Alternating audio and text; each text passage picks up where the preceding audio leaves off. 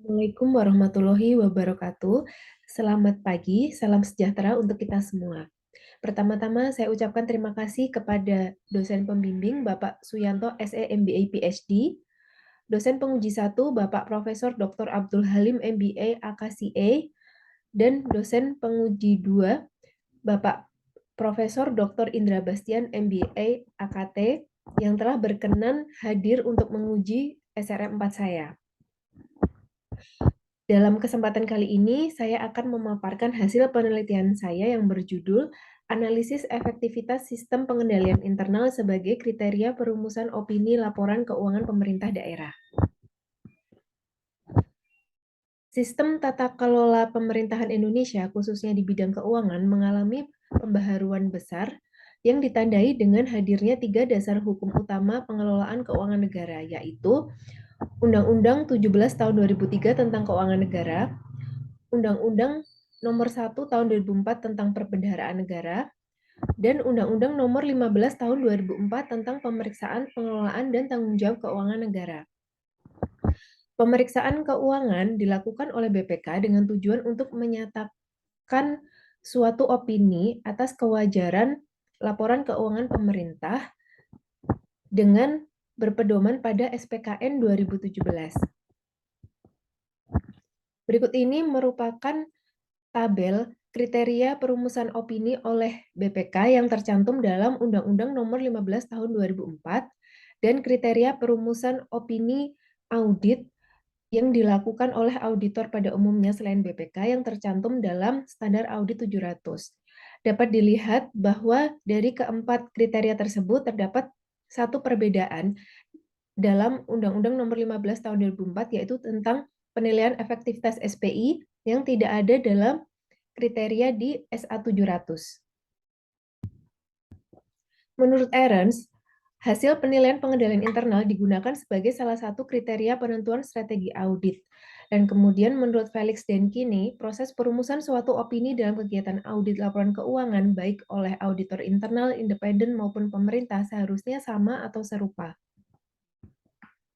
Berdasarkan latar belakang tersebut, muncul pertanyaan penelitian sejauh mana kriteria efektivitas SPI dijadikan bahan pertimbangan pembentukan opini audit oleh BPK di dalam praktiknya.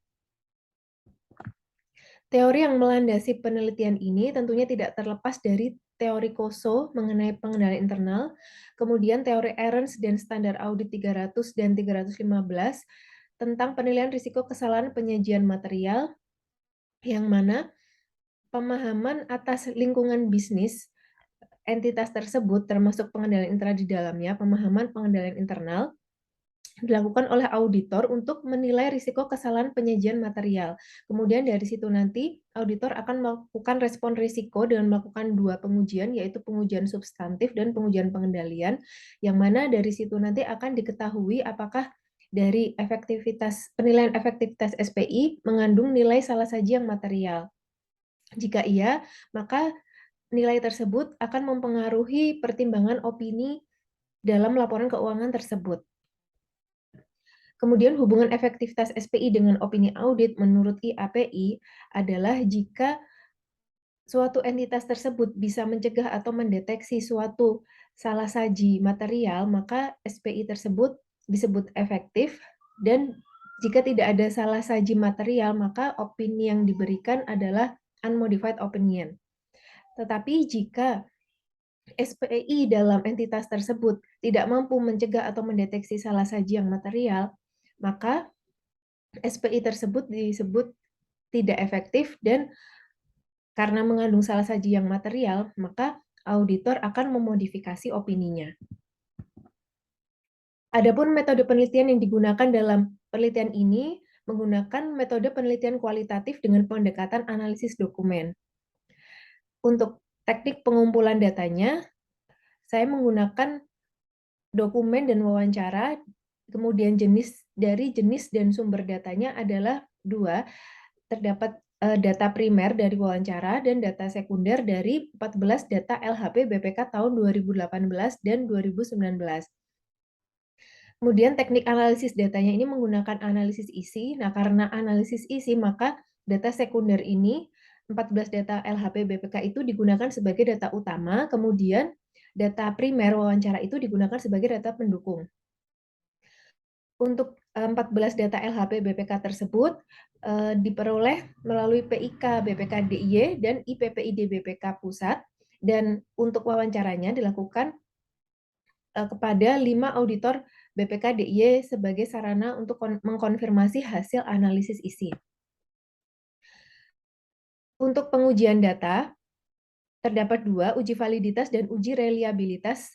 Untuk meningkatkan validitas, penelitian ini menggunakan analisis isi, kemudian triangulasi teknik pengumpulan data melalui wawancara untuk mengonfirmasi analisis isi tersebut, kemudian dari triangulasi sumber data, yaitu wawancara dilakukan bersama 5 auditor BPK DIY.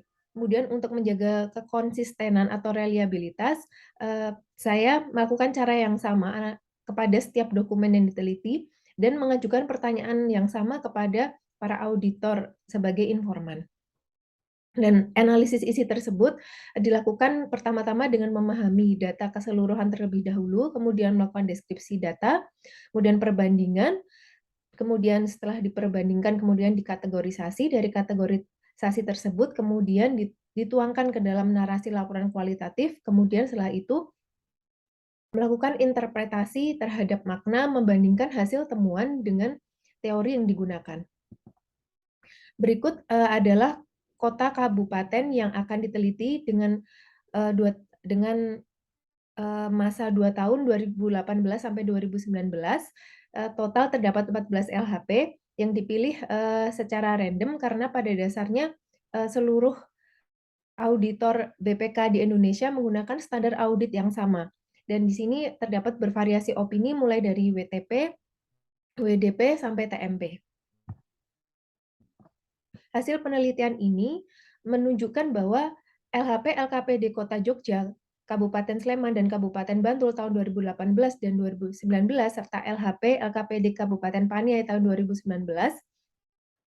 mengandung kelemahan SPI, namun nilai salah sajinya tidak material, sehingga mereka mendapatkan opini wajar tanpa pengecualian. Sedangkan LHP LKPD Bioknum Form Mambera Moraya tahun 2018 dan 2019, LHP LKPD Paniai tahun 2018, serta LHP LKPD Pulau Taliabu tahun 2018 dan 2019 mengandung kelemahan SPI, dan kelemahan tersebut mengandung salah saji yang material. Mereka mendapatkan opini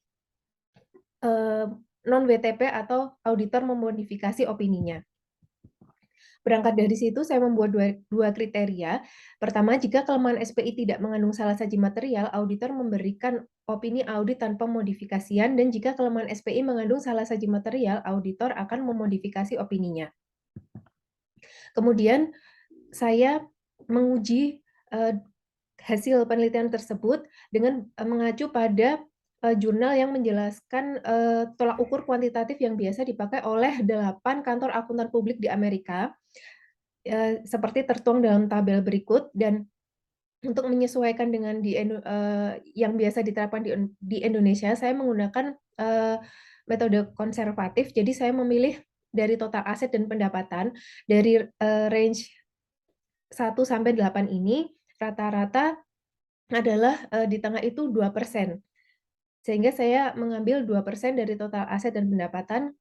Kemudian saya bandingkan, saya hubungkan kelemahan SPI, batasan nilai material, dan opini audit, dan hasilnya seperti yang tertuang berikut ini.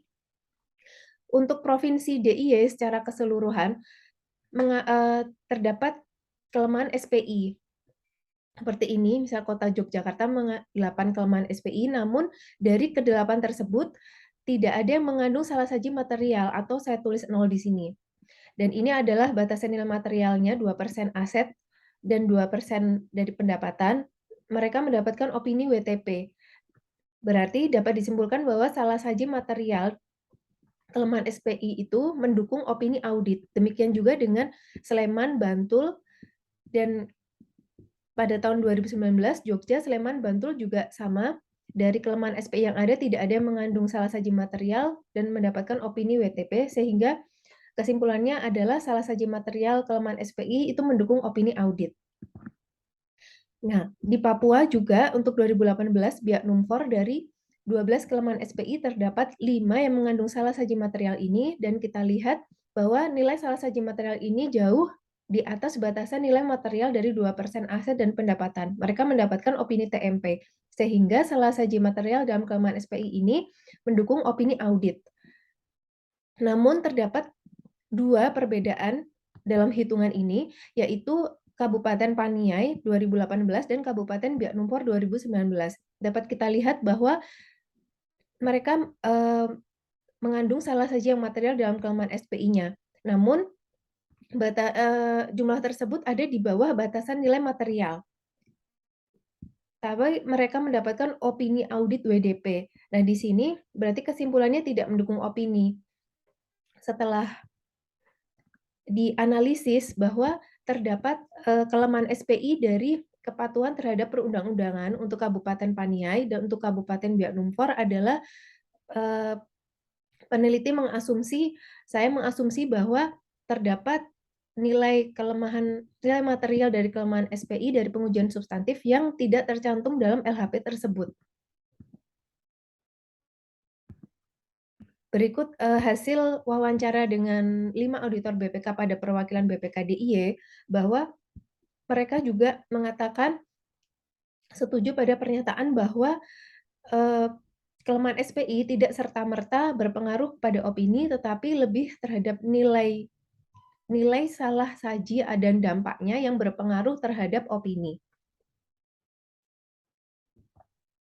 Kesimpulan yang dapat diambil yaitu kelemahan SPI atau jumlah kelemahan SPI tidak serta-merta menentukan opini audit LKPD, namun kelemahan SPI yang mengandung salah saji material mempengaruhi keputusan auditor BPK dalam menentukan opini audit LKPD. Kemudian kelemahan SPI yang tidak mengandung salah saji material mendukung opini WTP. Kelemahan SPI yang mengandung salah saji material namun nilainya berada di bawah hitungan batas nilai material 2% dari total aset dan mendapatkan opini modifikasi. Kemudian kelemahan SPI yang mengandung salah saji material dan nilainya berada di atas hitungan batas nilai material 2% dari total aset dan pendapatan mendapatkan opini modifikasi. Dalam penelitian ini, saya berharap ada implikasi praktik, yaitu ada penambahan paragraf penjelasan pada pasal 16 ayat 1 Undang-Undang 15 tahun 2004 terkait salah saji material pada efektivitas SPI sebagai kriteria opini audit, bahwa efektivitas SPI itu tidak serta-merta mempengaruhi opini audit secara langsung, namun nilai salah saji yang material dari efektivitas SPI itulah yang langsung berpengaruh kepada opini. Sehingga saya menambahkan adanya implikasi praktik tersebut. Kemudian diharapkan ada keseragaman praktik audit bagi para auditor BPK dalam merumuskan opini. Dan secara teoritis, berharap bahwa penelitian ini akan menghasilkan literasi bahwa dalam menentukan suatu opini audit, kriteria efektivitas SPI tidak secara langsung mempengaruhi opini audit. Kemudian penelitian ini terbatas bahwa saya meneliti hanya dari kriteria opini efektivitas SPI dari 3 kriteria yang lain. Kemudian saya menggunakan analisis isi dan wawancara 5 auditor pada perwakilan BPKDI ini dilakukan melalui Zoom karena keterbatasan keadaan COVID waktu itu. Demikian presentasi dari saya. Atas kurang lebihnya saya mohon maaf. Assalamualaikum warahmatullahi wabarakatuh.